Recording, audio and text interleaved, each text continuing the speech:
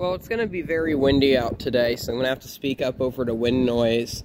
And there's not a bus here today, and 14's back from being borrowed by a neighboring school district. So I want to do a more thorough walk-around tour because it is a weekend. There's nobody here, and I don't have to worry about cars and stuff driving by and stuff interrupting the noise. But now there's going to be wind, and I don't feel like waiting tomorrow because it's supposed to snow. Once summer hits, there's probably going to be a bus here, and I won't be able to do this as easily, so I'll just do it now. But I'm doing a walk around of bus 14, and I noticed some things on it that I've never noticed before. So this bus used to have under storage here, and then I believe over on the other side. I don't know if it had one unit in the back or if it went all the way along. Yeah, it had one here and then some more up on the front. But something I noticed is it still has the little clips to hold open the door. There's one of the clips is here. The other clip is right here.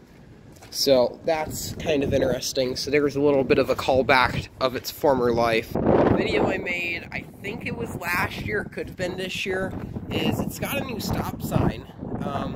It originally had it had its original stop sign, but this is one from our old bus 4. And I remembered the one on here was very sun-faded.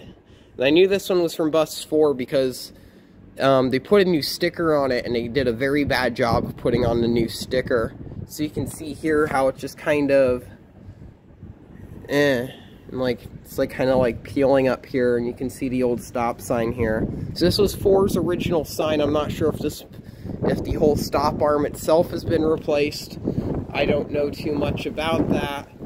Holy crap, this wind is just insane. Here's some other things on the front I will mention.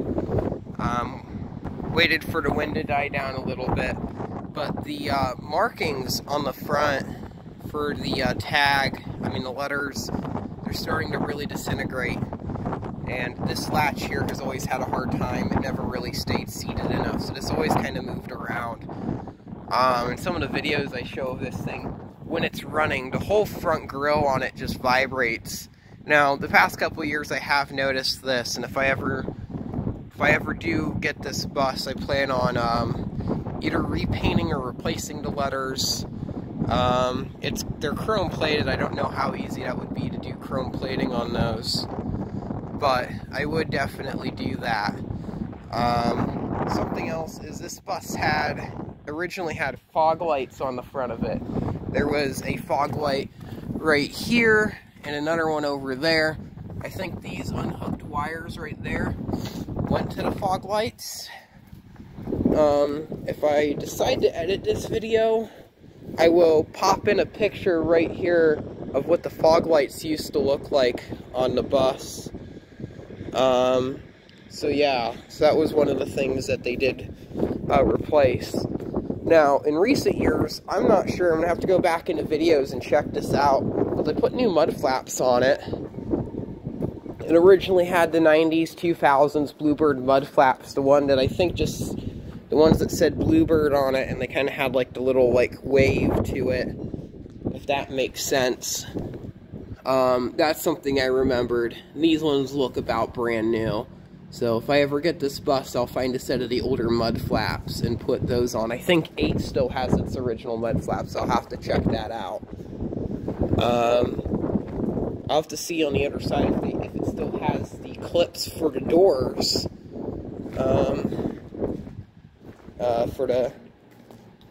For the under storage doors anyway. This was an old Indiana bus. I don't know what school district it came from. I'd like to know. What else was I going to show? Oh, the rusted out mirror brackets. The mirror brackets on this are a bit rusted. So you can see there. These ones are mixed match. They did a kind of a crappy job with the rewiring for the heated mirrors. But it's fine. Never understood what those handles are for up there. I'd like to know, so if anyone knows what these handles on the top of the windshield are for, on these TCs, I'd like to know. These mirrors They're also rusted out. I don't see any of the ghetto wiring on this side, though. It might be up here. No, there's none. Here's the entry door. There was a cap on this. It looks like it's gone now. Maybe I'm confusing it for bus 8. I think they told me a few years back they got a new step well put on this bus and 8. And you can see some of the rust right there. It's going to be very windy through here. That's kind of why I waited to come through here. But you can see some rust here on the frame. This bus is probably very rusted out. And I don't see any sign of those hooks. You can see the screws here where they were. So it looks like they removed those. Here's the other 2 screws here where those would have been. This side isn't really the most exciting side of the bus. Got some more rust on this part of bus 8 is where someone did the tail swing a bit too far. I don't see holes here on the rub rail on this side for the door. And you can kind of see where I think some of this stuff has been repainted. There's different shades of paint. There's an old picture of this bus where you can see a different letter underneath here. I mean, a different number, but I can't remember what number that was. The back side of the emergency exit door is starting to rust. It's not nearly as bad as 8, but it is a common problem on these TCs for rust to start forming. I think that that side there has been replaced. A little light there that kind of goes over everything. The tow hooks are a bit knackered. There's holes here for where a license plate mount would have been because this was an old Indiana bus. School bus decal is starting to deteriorate a little bit. You can see some paint deteriorating from here. And I think this is a result because on my route as a kid, the route that this bus was on, there was a lot of trees that would overhang. And the trees would kind of rub up against the side of this. It looks like it's kind of almost pushed in up there compared to the other side. But there was a lot of trees on our route, and I remembered driving, well, I wasn't actually driving, I was riding, and there was a certain street where they just did not trim the trees on it, and the trees would come along here and just kind of rub against the roof, and that could also be the reason why the streamer is missing a bit of paint there. So that makes a lot of sense here. And it's probably the same on the other side as well. The underside of the bus is probably very rusty. I've actually yet to look at the underside of the bus until this part of the video. I'm kind of bracing myself for the worst. This bus is still in service, and it passed this year's inspection. It almost got retired actually this year, but they kept this one in 8 around a bit longer because they're having issues with the newer buses. But I'll show you. Okay, it's not that bad. You can see they've done some repair work right there underneath the wheels. That's where it's going to kind of be the worst. Looks like it had an oil coat at some point. It does have a muffler. I thought this one was straight piped. There's I think the brake cylinder. The battery box is over there. You can see one of the mud flaps is branded Bluebird. The other one is not. Here's where the exhaust comes out. It kind of dumps here. I believe in the originally this bus in 8 had a tailpipe exhaust that came out the back around here. I was already looking underneath it here. Actually, you can have a look inside. There's not too much. There's the back side of the gas tank. And I think that's the piezo beeper for the reverse right there. The frame actually doesn't look half bad. It's a bit rusty though. There's the reverse, auxiliary reverse light. Bus 8 has that. Those are our only buses that have that auxiliary reverse light, besides the handicap buses. What do you think? I don't know. I believe because I remember on 6, whenever the side doors open, that light comes on automatically. And I don't think the reverse light there works, but I have to check. You can see, once again, kind of how dirty the back side of this is. The front's covered in bugs.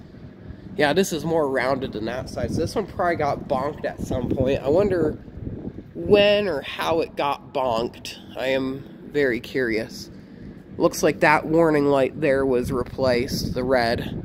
So it's had some replacement lenses put on it at some point in time. So this bus has had a lot going on to it over its 25 years of service, probably 30. I don't know. I don't feel like doing the math. This is a 1998 model. December of 98. I can't remember the exact date. I think it's December 3rd of 1998 is her birthday. So, I don't know what else to say. Here's the number plate, ID, state ID. This is the only bus in our district as of right now that has these louvers. And what this does, these louvers, they close flat in the winter and keeps the engine warm instead of putting a winter front on the bus. Our newer buses have it, but this is the only older bus that has it, because 10 doesn't have it, and 8 doesn't have it. I think 8 actually had that removed.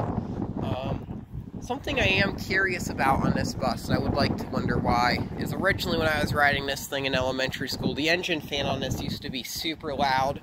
It was loud enough to the point where it would drown out the engine, and you can barely hear the transmission line over that.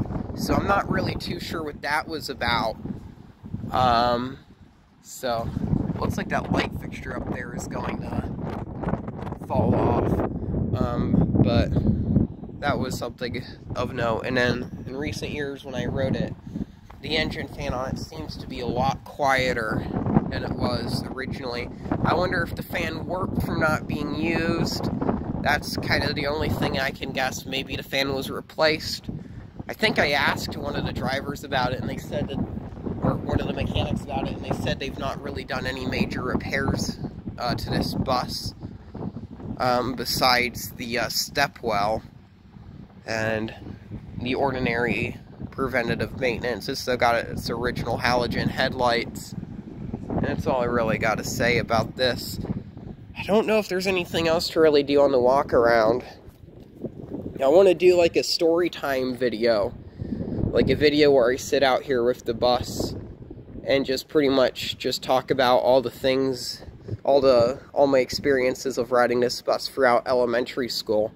Like the first day I remembered seeing it and stuff, and all of that, because I have a lot of memories of riding on this bus.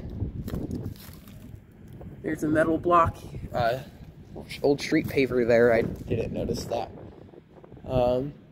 But yeah, maybe I'll do that after this video. I don't know.